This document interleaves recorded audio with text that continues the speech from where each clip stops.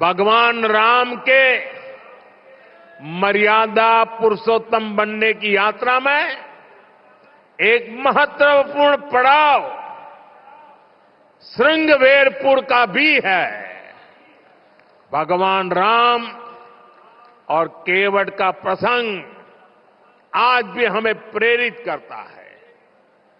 केवट ने अपने प्रभु को सामने पाकर उनके पैर धोए थे, उन्हें अपनी नाव से नदी पार कराई थी। इस प्रसंग में श्रद्धा का अनन्य भाव है। इसमें भगवान और भक्त की मित्रता का संदेश है। इस घटना का ये संदेश है कि भगवान भी अपने भक्त की मदद ले सकते हैं। प्रभु श्री राम और निषाद राज की इसी मित्रता के प्रतीक के रूप में श्रृंगवेरपुर धाम का विकास किया जा रहा है। भगवान राम और निषाद राज की प्रतिमा भी आने वाली पीढ़ियों को समता और समरसता का संदेश देती रहेगी। साथियों, कुंभ जैसे भव्य और दिव्य आयोजन को सफल बनाने में स्वच्छता की बहुत बड़ी भूमिका है। महाकुंभ की तैयारियों के लिए नमामि गंगे कार्यक्रम को तेजी से आगे बढ़ाया गया है। प्रयागराज शहर के सैनिटेशन और वेस्ट मैनेजमेंट पर फोकस किया गया है। लोगों को जागरूक करने के लिए गंगा दूत, गंगा प्रहरी और गंगा मित्रों की नियुक्ति की गई है। इस बार कुंभ में 15,000 से ज्यादा मेरे सफाई कर्मी भाई बहन कुंभ की स्वच्छता को संभालने वाले हैं। मैं आज कुंभ की तैयारी में जुटे अपने सफाई कर्मी भाई बहनों का अग्रिम आभार भी व्यक्त करूंगा।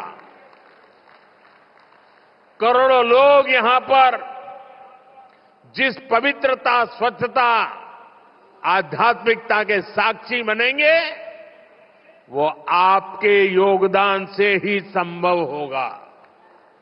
इस नाते यहां हर श्रद्धालु के पुण्य में आप भी भागीदार बनेंगे। जैसे भगवान कृष्ण ने झूठे पत्तल उठाकर संदेश दिया था कि हर काम का महत्व है, वैसे ही आप भी अपने कार्यों से इस आयोजन की महानता को और बड़ा करेंगे। ये आप ही हैं जो सुबह सबसे पहले ड्यूटी पर लगते हैं और देर रात तक आपका काम चलता रहता है। 2019 में भी कुंभ आयोजन के समय यहां की स्वच्छता की बहुत प्रशंसा हुई थी। जो लोग हर 6 वर्ष पर कुंभ या महाकुंभ में स्नान के लिए आते हैं, उन्होंने पहली बार इतनी साफ सुंदर व्यवस्था देखी थी। इसलिए आपके पैर धुलकर मैंने अपनी कृतज्ञता दिखाई थी। हमारे स्वच्छता कर्मियों के पैर धोने से मुझे जो संतोष मिला था, वो मेरे लिए जीवन भर का यादगार अनुभव बन गया है। साथियों, कुंभ से जुड़ा एक और पक्ष है जिसकी चर्चा उतनी नहीं हो पाती।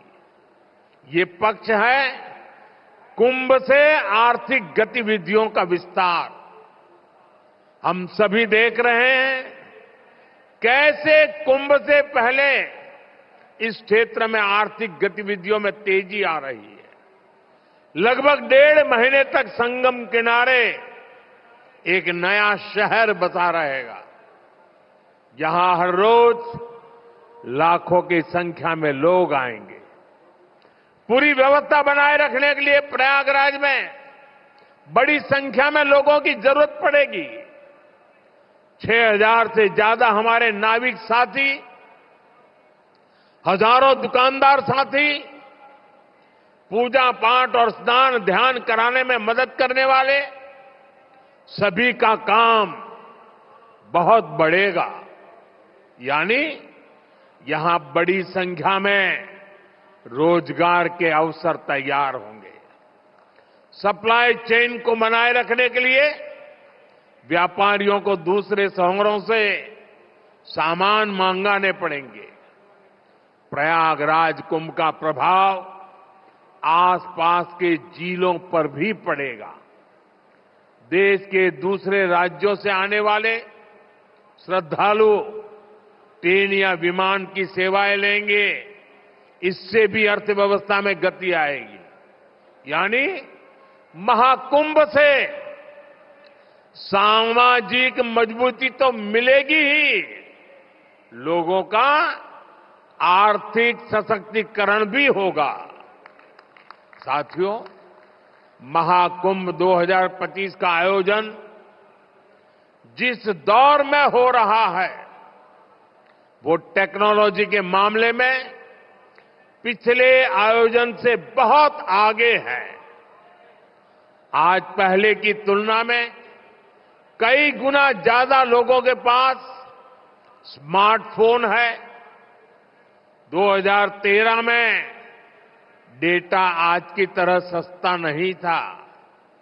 आज मोबाइल फोन में यूजर फ्रेंडली एप्स हैं, जिसे कम जानकार व्यक्ति भी उपयोग में ला सकता है। थोड़ी देर पहले अभी मैंने कुंभ सहायक चैटबॉट को लॉन्च किया है।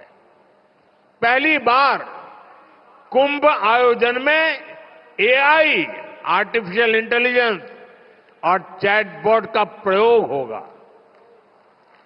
एआई चैटबॉट 11 भारतीय भाषाओं में संवाद करने में सक्षम है।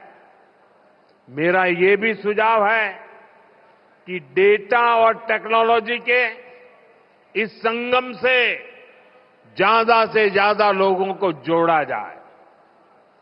जैसे महाकुंभ से जुड़ी फोटोग्राफी कंपटीशन का आयोजन किया जा सकता है।